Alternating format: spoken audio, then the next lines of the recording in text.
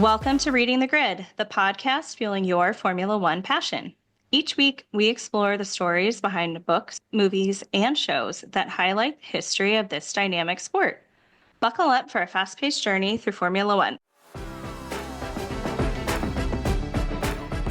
Now let's jump into it. Today we have an absolutely stacked episode. We're breaking down all the action, or lack thereof, from the Japanese Grand Prix, from race strategy to standout performances, and of course, a few paddock storylines following Suzuka.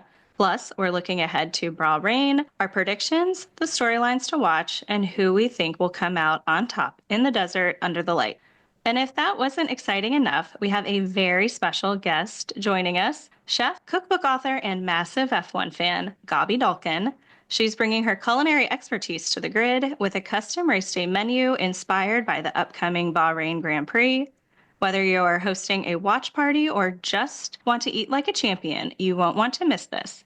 Fast cars, bold predictions, and a menu that's straight up podium worthy. It's all coming up on this episode of Reading the Grid. Before we jump into our race review, let's get to know our special guest. Gaby is a mom, a two-time New York Times bestselling author and chef. She's the founder of Dalkin & Co., your go-to pantry resource and fantastic spices. She recently opened a curated food hall and marketplace in Westlake Village, California, called Neighborly. Gaby, thank you so much for joining us today. We are really excited to hear your thoughts on Formula One and learn more about your fandom journey. Thank you for having me. I'm so excited to be here. I will talk about F1 to anyone who will listen. But this is a real thrill because none of my friends watch or care. Well, I'm glad that we found you because this is all we talk about. And if you ever see our text thread, it's all day, every day. Do you ever go on the F1 Reddit thread? Oh, I live in it. Yeah, Yes. It's so fascinating. They get the inside scoop there so much earlier than we do. It's wild. Yes. And I have to say, they're one of the reasons why we started the podcast, because they keep talking down to Drive to Survive fans. And I wanted to do something to show that there's a place for everyone. Listen, I take offense to that too. Like, that's rude. I don't care how you got involved in F1. You're here now. Well, open arms. Agree. That's how we feel about it. What got you into Formula One? Drive to Survive. I'm not a sports girl. I grew up playing D1 college tennis. I played my whole life. I played through school. I was an athlete, but I'm not a sports viewer. I talk a lot on my social media, on my Instagram stories about what I'm watching on TV. And I kept getting a random message here and there being like, girl, you should really watch Drive to Survive. And I'm like, this is dumb. I'm so busy watching all my other shows. And I don't remember what happened. Maybe it was like right after I had my daughter or something. I just wasn't working that much. I was on mat leave and I started watching it. Obviously, I fell in love with Daniel Ricciardo and his smile. I binged all of it. I think there were 4 seasons out at the time. I binged it all and I was obsessed. I couldn't get enough. I started following the wives, the girlfriends, literally everyone you could possibly stalk online. I stalked them and it became my personality. And my husband, who has never, ever, ever heard me talk about ESPN or sports, was like, what happened to you? And I was like, I don't even recognize myself anymore. And I've been hooked ever since. I just think it's such an incredibly interesting sport. It's political. There's a little like fraternity-ish to it. Like everything about it is just very interesting to me. So you mentioned Ricciardo. Is there a driver on the current grid that you gravitate towards? Well, yes, I love a handful of drivers. Lewis Hamilton is it for me. I love him. I think he's an incredible human. I think his dad's an incredible human. He has an amazing upbringing from what I've surmised myself. If I could go out with any of them, Carlos, obviously. He is such a beautiful human being and his accent's amazing. And I actually was so sad when he was leaving Ferrari and going to Williams, but I love what he's done as far as shifting his look to be a little bit more in line with Williams and a little bit more polished and posh than it was at Ferrari. I love Lando. I think he's so incredibly talented, and I just like that he's young and kind of silly. Those are my top 3. I'm a Toto Wolff fan, as in I think the businesses he's run are incredible, and I'm really into his wife, Susie. And I'm a Max hater. He's incredibly talented. Max is incredibly talented. I started following F1 because It was very similar. My husband worked for DHL, and so they ship all of the logistics around. And so he's been to a couple of races, and he would tell me, Erin, I really think you would like F1. I'm like, no, I don't think so. I had my oldest in May of 20, and so I was held captive to the TV by COVID. He was watching Drive to Survive, and he's like, I think you'll like it. I'm like, no, good. He was in season 3. It was the Grosjean episode, the one where he caught on fire. That was the first one I watched. And I'm like, well, of course, this, like, how am I not going to start watching this? And so 21 was the season I watched live, and that was the battle between Hamilton and Max. You still don't hold grudge against Max. I Just don't. Michael I think Massey. he's Michael Massey. I don't like Michael Massey. Who's Michael Massey? He was the race director at the time in 21 that made the really controversial safety car call where Max ended up winning. But Max is a phenomenal driver. I do think he gets played the villain, but he's a good driver. He got a bad at it. Like, you know, when you're watching The Bachelor and they make one person out to be the awful human being, that's unfortunately the edit Max got. Have you guys watched a documentary, or maybe it's a docu-series? I've only ever seen it on a Delta long-haul flight somewhere, and it's a 3-part series of Lewis and Max. No. Find it. I have no idea what it's called. It totally shifted my perspective on Max. And I'm like, oh, he's just like an incredibly talented driver. He doesn't have time for this dumb editing that, you know, like is kind of soap opera Bravo-esque. And he's just like there for he's there to win, period. He is. He's Dutch. I also think that comes down to his personality type too. Yeah, he's very straightforward. He doesn't hold any punches, but everyone has such good things to say about him behind the scenes. And like Kelly's a delight. Like, she's not dating someone who's a total, jerk. Well, then I have to ask you, Gaby, how do you feel about some of the Reddit stories about Kelly? I haven't seen the Reddit stories about Kelly. Tell me. Some of them are very mean and very... Like, she's not a nice person? Well, it's more about rehashing how they got together, exactly when that happened, and whether it was a very intentional on her part to get together with the best driver. Oh, I mean, doesn't she come from the racing background? She does. Her world. Listen, I think, whatever happens, happens. As long as she's happy, she seems to be very in love. They both do. Her daughter seems amazing, which makes me believe that she's an incredible mom. I don't hate on any of that. We have mutual friends. I know people who are actually friends with her, and they're all really good people. So, like, they're not going to be around her if she's not. You know what I mean? When I first read all of this, it's like, this rumor mill is insane. She is really sweet with her daughter, and Max is trying to be more relatable. I don't know if you guys saw his clip about Lando being the lawnmower on social media. I don't know if they showed it on Sky Sports, but I watched it on F1 TV. The only incident that happened was when they're coming out of the pit lane. Lando was on the right, and he went over the grass, and everyone was making fun of him like he was in a lawnmower. And Max was like, yeah, that part of the grass hadn't caught on fire. It was a little long. He just needed to give it a trim. So, like, there goes Lando. He's funny. Yeah, in Sky Sports, they cut away from that to show Leclerc's pit stop. And Leclerc is my favorite driver. But even I was like, no, I need to know what happened. Because all I hear is Lando complaining that he was pushed. But we didn't get to see that. He wasn't pushed. I think he tried to bring on a foul that wasn't really his. But yes, and then of course Max noted the illegal thing that Lando did. So it's like, oh great, this is like we're in middle school. Everyone is telltaling at each other. Can you tell us a little bit about Monza, and especially your hot lap? Because we're dying to hear about the actual F1 itself experience too. It was the highlight of my life, if I'm being honest with you guys, and that includes my wedding. I watched, 4 or 5 seasons of Drive to Survive. It becomes my entire personality on social media. It's all I talk about. I talk about it on Insta Live, F1 this, F1 that. And probably 4 or 5 months after I start being this obsessed person, I woke up one morning early, like at 5, and I had an email in my inbox. This is after I had my first child, Poppy. And I get an email that morning from Aston Martin. And it's like, hey, we know you're a fan. We're taking a couple people to Monza this year. Would you like to come with us? I didn't even wake up Thomas to tell him. I just wrote him back automatically. And I was like, can I bring my husband? And they wrote me back right away. And they're like, absolutely not. And I said, great, I'm in. Like, I don't care.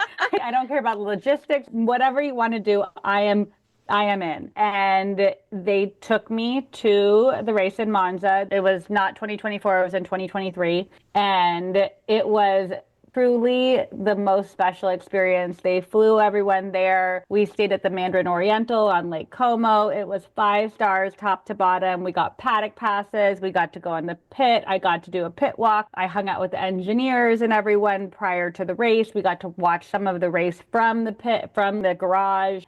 It was exceptional. We met the team principal. We met a bunch of the higher ups that work on Aston all the time on the F1 side. And Aston Martin sent me, which is not the F1 side. It's just like the car side. And that's who we were with the whole time. But we met everyone that was really important in the F1 portion of Aston Martin. It was next level insane. And it was the race in Monza with a wild start. They had to do 2 or 3 starts or something. It was just a great day. And then at the end of all this, it's like 100 billion stars every which way. And then when you leave an F1 race, it is an onslaught of human beings leaving. It's disgusting how many people trying to get out of this area at once. And they didn't tell us this, but we're walking out and they gooch us over to the side and a helicopter just whisks us away out of the area back to Milan. It was the best day of my life. I'm not even exaggerating. It was so epic. I'll never be able to go to another race because nothing will ever be this incredible ever again. That is amazing. It was amazing. And there were no obligations. Like there was no money exchange. But because of that, I was so inspired to be there. I made the most incredible content I've made in years. It was so fun and creative to me. And I posted like 75 Insta stories. I got so much content out of it for them. It was really a really fun experience. Did you get to meet Papa Stroll? He wasn't there. Oh. Yeah, no, he wasn't there that race for some reason.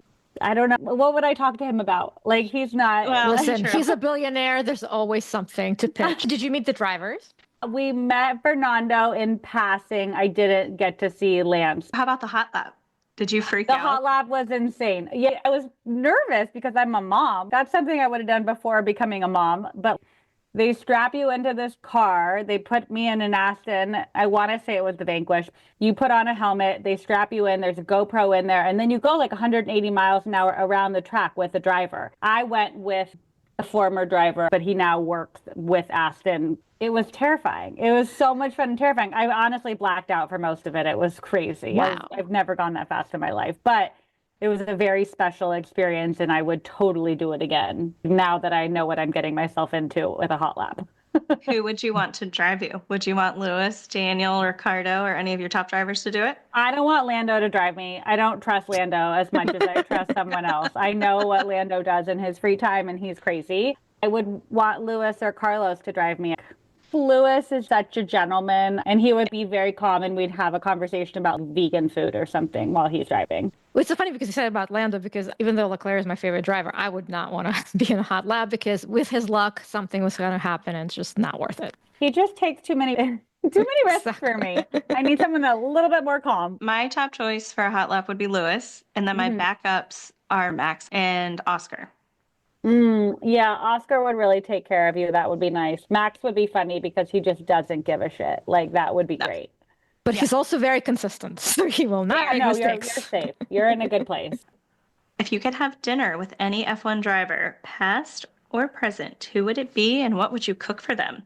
Daniel Ricciardo, no question. We'd grill. I mean, he's from Australia. He's used to being on the barbecue, so he could come over. I'll grill. He can sit there and have a glass of his wine. I'd probably do some sort of very summer-inspired menu because I feel like my cooking style is very California, which leans very heavily into the same types of vibes in Australia. So I would do probably grilled steaks, a giant tomato salad with mozzarella or burrata, some sort of yummy green. It would just depend on what time of year it is. But we would be outside in my backyard with wine and the grill.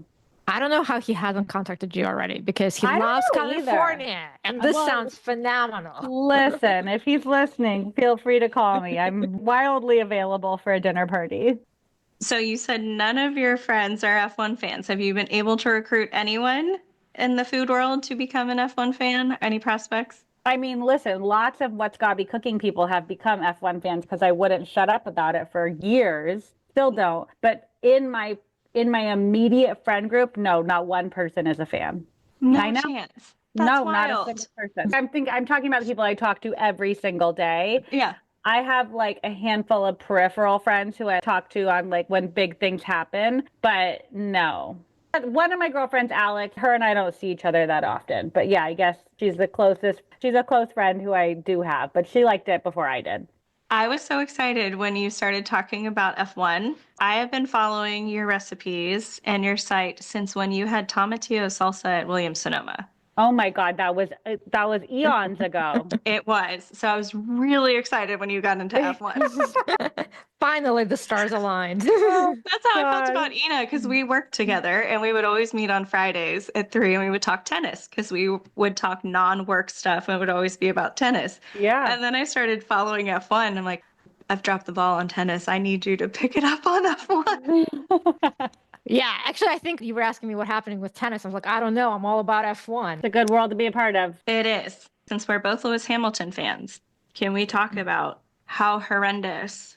The Ferrari merches, it's so bad. Yes. It's so bad. It's so bad. It's problematic. He's new. He hasn't had chance to get his hands in there and be like, we need to redo this. But I do think by the end of the year, it will be better because he's too fashionable for it to not. We need better things. I also need a black Ferrari hat. Like, I need things that are not red. Red is a very difficult color. It is. Well, that's what Carlos had even said. Carlos looks good in blue. So we talked about his whole aesthetic moving to Williams. He really does. He nailed it. He looks great in cooler colors. Yeah, I think he looks great in all colors, but I agree. The blue is just perfection. Like, remember the Dinoco colors they had in Miami last year? But he still looked good. Like, Was he that the managed... white and like the baby blue?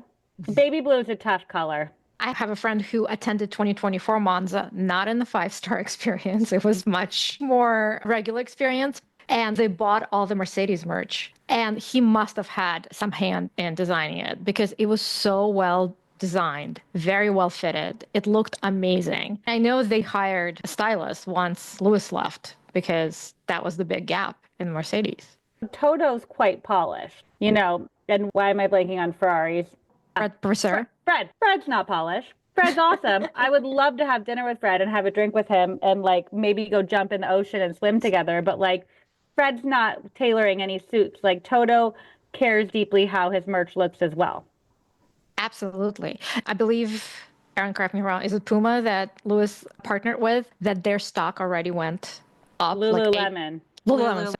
Sorry, Yeah. It was Leclerc and Puma. So yes, Lewis and Lululemon, and their stock went insane. So any input he puts in is just going to result in more money. Listen, he's a style icon.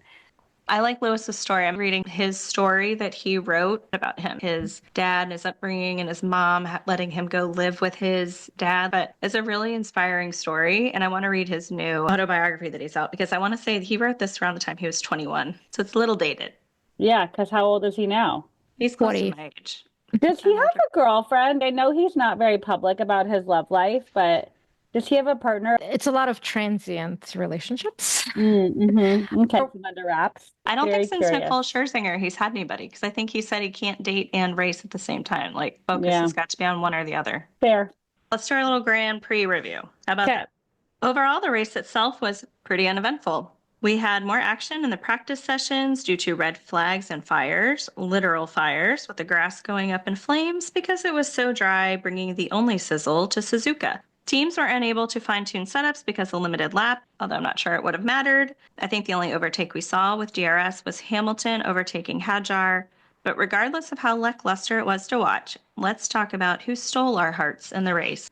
Max had the best performance, and Oscar and Lando, I feel like those three are just living their best lives at the top, but that's boring. I wanted Yuki to do better, but that car seems like it's incredibly complicated to drive. I'm really hopeful they give him like a solid month or two.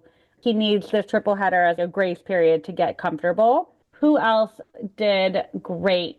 I mean, it was just so boring. I was going to say, great is a strong bar. It's like just really so good is boring. fine. It was so like there was literally nothing exciting that happened, but it's cool to see some of the rookies getting out there and getting more comfortable. I wish Carlos had done better, but he seems like he's happy right now, which is great. Like that's all we can ask for. And I feel like he's making a lot of strides in the team and they're working on so much behind the scenes. They're doing better than they've done in the past. So I don't know. That's kind of my thoughts on the weekend. For me, it was definitely the rookies because as Gaby pointed out, picking the top three is just too easy. But of the rookies, even though I wanted to go with Ollie Bierman, who I've always liked, and I think he did fantastic, I'm going to Antonelli because I love an arc. Q1 was horrendous. And I thought, oh my God, I don't think he's going to get into Q3. And he kept getting better and better. He had an amazing stint for, I think, 33 laps on medium tires and led the race and became the youngest driver to lead the race, which I was very excited about. So he showed so much poise and promise and determination. The top three were very boring, although I did hear that they themselves found the race exciting because they were to the limit the entire time. So it was fun for them, even though it was not necessarily fun for us. I just want to bring to attention when we last covered Monaco 2024, which this race is compared to a lot. Max said that the race was so boring, he needed a pillow. And I surmised this is because he was in sixth place. So if he was leading the race, he would feel different. So I felt very vindicated when he kept saying how fun the race was. I'm glad it was fun for him, but it was not fun for anybody else. That was about it. The only overtake that I saw was Hamilton overtaking Hadjar in the DRS zone, and I'm glad he moved up. Although I hate seeing him in seventh. I hate seeing him out of the top 4 or 5. My favorite rookie so far has been Isaac Hadjar. He had such a tough start, and then he's really redeemed himself. We could talk about McLaren's strategy or lack thereof. If we were race directors and leading this strategy, would we have done anything different with Lando and Oscar, or at least tried to maybe switch them? Different tires, different pit stop times, because none of it made sense. With McLaren, I honestly don't think they were passing Max. Like, he was so in tune. If they pitted Lando at a different time, could that have made the difference? I doubt it, but maybe. In terms of another thing that happened, in the Ferrari practice too, Jack Doohan had one of the most horrific accidents that I've seen. It was such a horrific accident, 50 Gs. And the fact that he was medically cleared was a little suspect. And then at the end of the race, he could not get out of his car on his own volition. He needed a team member from Alpine and also Ocon to help him out. And by the way, Ocon was just a mensch throughout this entire race. He let Bierman through when asked without complaint. And then he helped Jack Doohan out of the car and then held him as they walked to be weighed. Do you think that's because he got a bad edit last season and he needs to do a little PR? Well, he also knows Doohan is not long for this world. You don't think so? Cal Pinto was already seen testing Alpine and Monza. The rumor is that he has a contract only for 5 to 6 races, and Bahrain year. may be his last race. Wow. I'm pretty sure in the European leg, it's going to be Colapinto in the car. Yeah, I think he'll be done. I think the accident did him no favors. Alpine's struggling, guys. Which is really interesting to me because they have such great investors backing them and like they're just not putting it together. Well, it's so funny because during Brazil last year, to get on the podium, both of them was amazing. And then Gasly kept showing form until the end of the year. So there was some promise. I don't know where it went. Doohan has always been a stopgap as opposed to a real, true replacement, even though he's the Alpine Academy driver.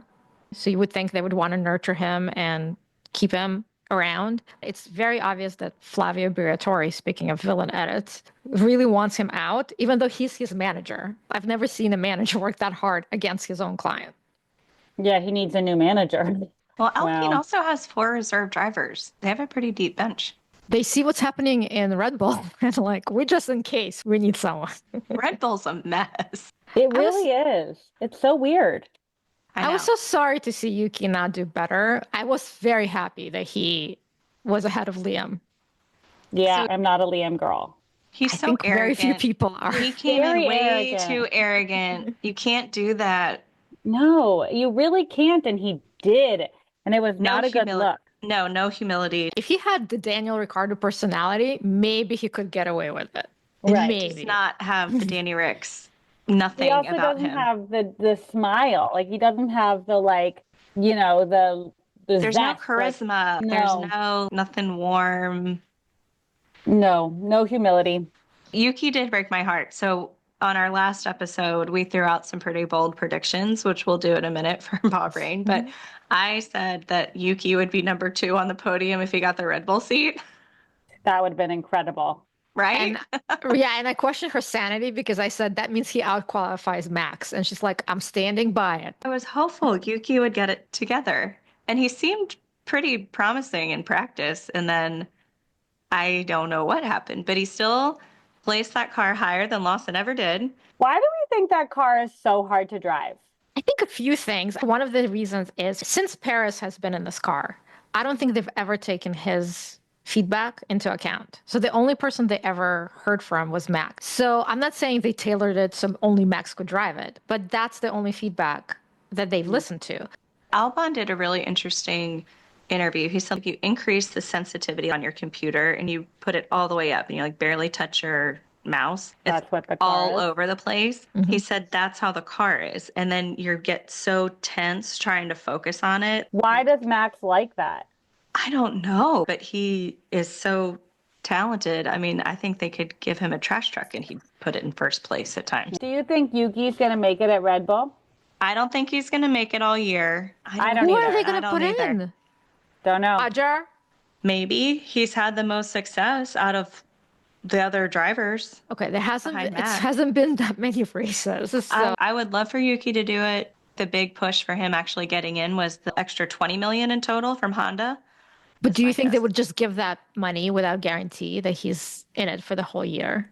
I don't know what their contract stipulations are. Honda would be foolish not to get some kind of guarantee before giving up the money. I mean, they could switch him back to Racing Bulls and put Isaac in the seat. The It'll be a revolving wild year.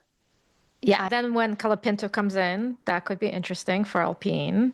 Well, so assume Max misses at least one race because I think he's almost got enough points on his license where he's going to be banned from a race and he's going to try to time it around paternity leave. What is he waiting for? He has 8. He has 4 to go. So I don't know. They're not giving them out that quickly. So I'm ready You for him don't to think get some. Horner would just let him take the weekend off? Oh, he probably would because I think at this point he'll do anything just to keep him Yeah, happy. they have to keep Max happy. I don't feel like I mean, maybe he's trying to get kicked out for a weekend, but like, I feel like he's got enough pull with Christian to just be like, I won't be here this weekend. Figure it out.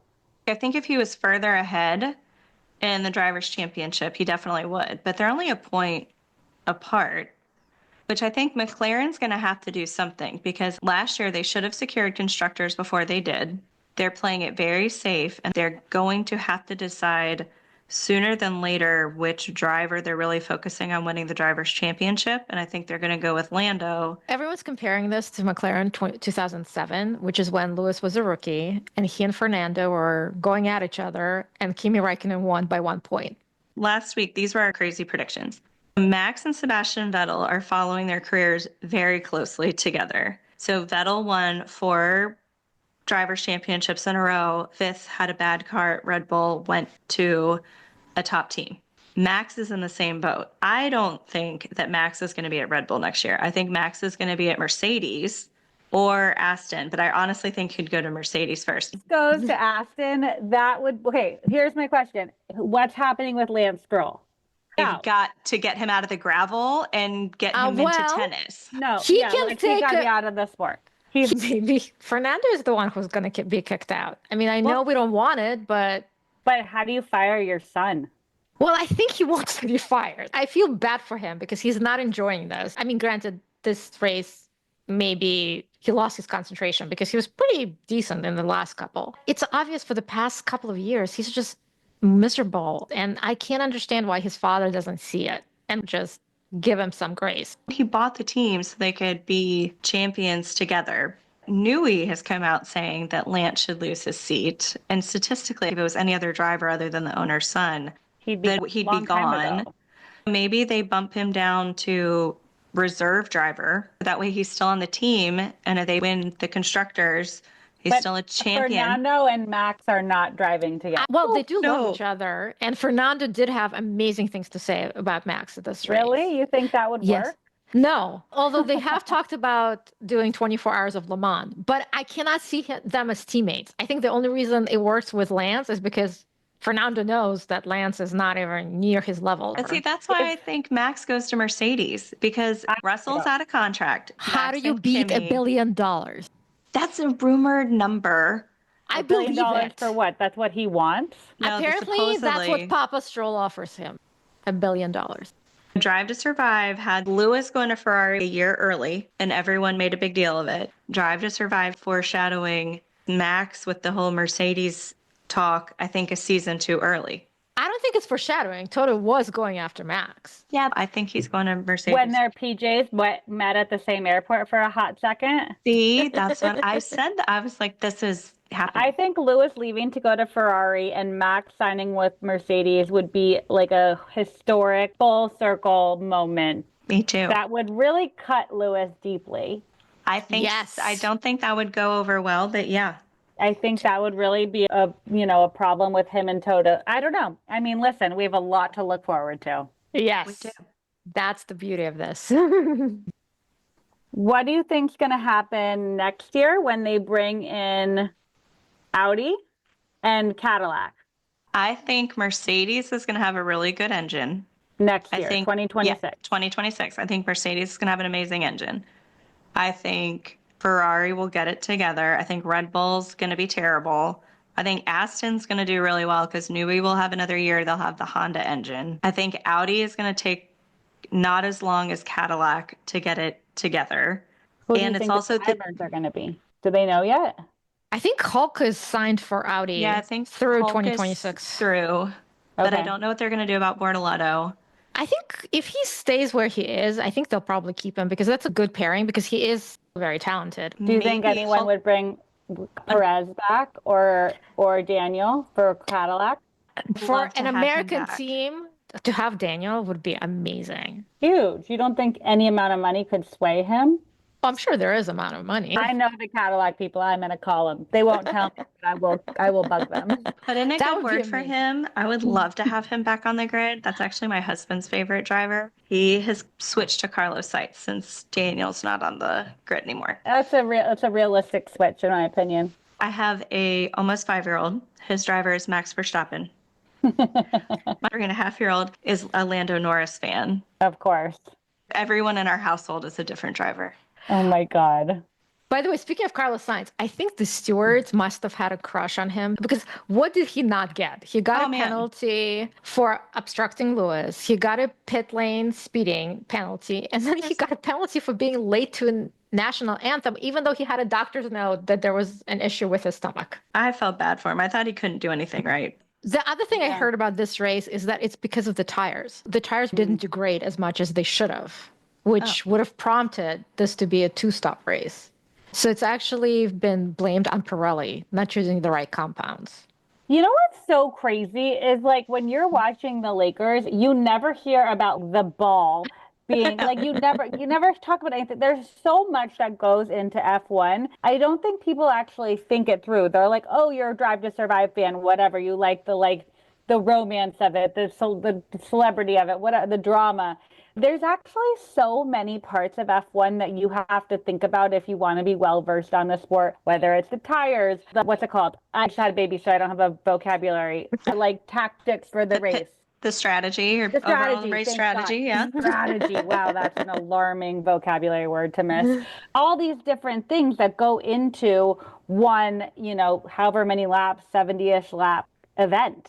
It's That's crazy. what got me hooked because I honestly thought they're just driving in circles. And then I got into it. I'm like, it's strategy. They all happen to be extremely good looking, which if Yeah. you're that But top very tier, is it like a short. requirement that you have good genes to get into a car as well? And Like, also, a lot of them have incredibly good hair. Like, is that a Yes. requirement? I don't know. You know what, though? Here's my thing. If you're making that kind of money and you're not really working on your appearance, Lewis leveled up F1 in such a way where nobody used to care about what they walked into the paddock in. Now everybody is dressed head to toe for the most part in designer. He brought so many opportunities to the sport for everyone else. Now whoever's sponsoring George, Ralph Lauren, like all these different people, these were not brand dollars for these people 5-10 years ago. Oh, now it's huge. All the credit is to Lewis for that. Like he really. So if you're getting paid from Ralph Lauren, you better have a great hairstylist. You better care about your skincare routine. You're making however many bajillions of dollars a year. Their salaries in F1 aren't even their main income anymore. Like their No. main income comes from brand dollars. I'm not surprised. Someone asked Lewis what his skincare routine was. I believe it. He's like, splash cold water on my face. Well, you know who has a new skincare routine? Leclerc. Apparently, Alex Albon gave him some tip, and now he has a skincare routine. And I was Alex like, has impeccable skin. I was going to say, I was not surprised that it was Albon. I was surprised that Leclerc took it seriously, but you're right. Well, his mother still cuts his hair, so there's that. I saw that. That was very sweet. But like, he's hot. You got to step it up. That's part of the world we live in now. I saw Lewis said that his biggest fear joining Ferrari is actually going bald, because if you look at the other top drivers for Ferrari, they all have gone bald. So apparently Toto quipped very quickly, I'm happy to send you a Mercedes Brandon wig if you do lose your hair at Ferrari. That's He adorable. doesn't look like he's balding. He has quite a bit of hair still. I think he's going to be If good he to was go. balding, he would stop braiding it, and his braids look amazing. If we were to pick podiums in Bahrain, who do we think is going to be 1, 2, and 3? When's Kelly due? That's a good Soonish. question. Probably in a month, I think. Okay. I think Max is going to get second. I think Oscar is going to get first. I'm going to put Lewis at number 3 because that's wishful thinking, but I don't actually believe myself. Oh, we are all high on hopium here. We're the Ferrari hopium train. Yeah, Don't I worry. like it. Yeah, so that this is very Maybe much our Charles. friend. Maybe Charles in third. I can see that happening over Lewis right now. Gaby, we are so aligned because You 1 think and it's going to 3, be Oscar? Who's going to get 2 then in your mind? Not Max? not Max. I think it's going to be Lando. I just think McLaren and Bahrain showed in testing they're so far ahead that I just don't Yeah. think. You think Max will be Red Bull- 4 or 5? Well, I'm hoping 5 because my Ferrari prediction is they're 3 and 4. But You think it's going to be McLaren 1 and 2, Ferrari 3 and 4? yes, I That would hope be you're right. That would be amazing. amazing. again, this is complete delusion, but I'm Right. putting it out there. We're going to do 3, 4, no disqualification, no losing positions. Just bring it home. 3 and 4. We're slowly moving up. Gaby and Ina, I love your predictions. However, I am going to manifest a prediction of a Ferrari 1-2 in Bahrain on the podium. I'm going to put Leclerc P1, Hamilton P2, McLaren locking out 3 and 4, and I will say Oscar over Lando. So Leclerc, Hamilton, Oscar on the podium, which will make the constructors battle very interesting. I'm also hoping, just in general, to see a little bit more excitement within the race during Bahrain. Since we talked a little bit about Bahrain, would you like to give listeners the Gaby Dalkin Bahrain Grand Prix menu? What would you recommend? It's a night race. My menu is a dinner menu. You start with some sort of shawarma. There's actually a shawarma party on what'sgabbycooking.com, and it is one of my favorite dinner party menus. And I feel like that's where you have to start. And there's olives and all these delicious things. You could do pita. There's also, if we're going to do kind of meze situation, which would be my preference for a race, so you can kind of nibble and then go back to the TV. We've got your DIY little pita shawarma situation. Then you got to do a spiced lamb meatball with a tahini drizzle. So we've got 2 different kinds of protein, and then we're going to do some light bites that are not meat protein. So I would do a couple different kinds of hummus. A traditional tahini heavy hummus with just garlic and lemon. I would do one that's a little bit more spicy with maybe some sumac or something like that. And then you could do a green goddess one with different fresh herbs. And then just to round it all out and keep it light and bright, I would do a fattoush salad. And I guess you could call it dessert, but I would just do like a beautiful assorted fruit tray. So that would be my menu. I thought so too. I would like someone to make it for me. I was just going to say, yeah, where do I sign up? That's fantastic. People do make Grand Prix recipes all the time. I haven't done it personally yet because they're always at crazy times. I'm not having any viewing parties. I tried to stay up this time. I think I made it till midnight. That's impressive. I'm really glad I didn't stay up for it because this was not worth being dead tired on Sunday with my kids. No, but this one is so exciting. We get to watch it at 8 a.m. Pacific time on Sunday. What a delight. I know. That will be good. That's a wrap on this episode of Reading the Grid. Suzuka fizzled after sizzling during practice. Bahrain is shaping up to be a thriller, and thanks to Gaby Dalkin, we've got the perfect menu to fuel our race day excitement. Yes, a huge thank you to Gaby for joining us. Be sure to check out her Bahrain Grand Prix inspired menu and let us know if you'll be adding it to your race day spread. And if you're not already following her on social media, find her on Instagram at What's Gaby Cooking. You'll love her incredible recipes, travel tips, and effortlessly cool LA lifestyle. If you enjoyed this episode, don't forget to hit the subscribe button so you never miss an update. We'd also love to hear from you, whether it's your thoughts on today's episode, your suggestions for F1 books, shows, or movies to explore, or a shout out to your Japanese Grand Prix driver of the day. Connect with us on Instagram, YouTube, or X, or drop us an email at readingthegrid@gmail.com. We want your ideas to fuel this podcast, so don't be shy. Thanks for joining us on Reading the Grid. Keep your engines running and your pages turning. Until next time.